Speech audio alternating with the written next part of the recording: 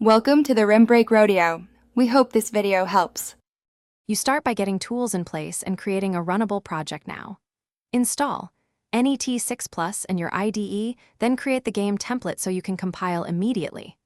Once done, pick an engine, Unity for 2D/3D, Godot for lightweight mono game for low-level C hash control, and scaffold scenes, assets, and a main loop. Make sure to initialize Git and a readable folder structure. This immediate setup lets you iterate fast and avoid configuration blocks later. Now build the game's backbone, core systems, and clear architecture. Implement the main update loop and robust input system so controls feel responsive. Wire input to actions, not hard-coded keys.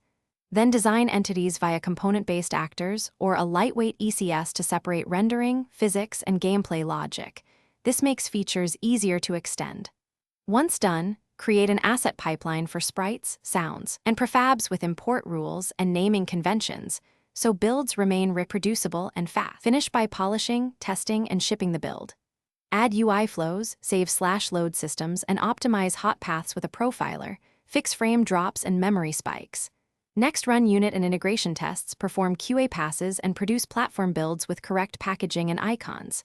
If things go wrong, enable verbose logging and a debug mode to reproduce the issue quickly, inspect logs, isolate subsystems, and revert to a known good commit.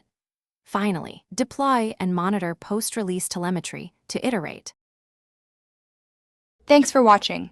Consider subscribing if we helped you.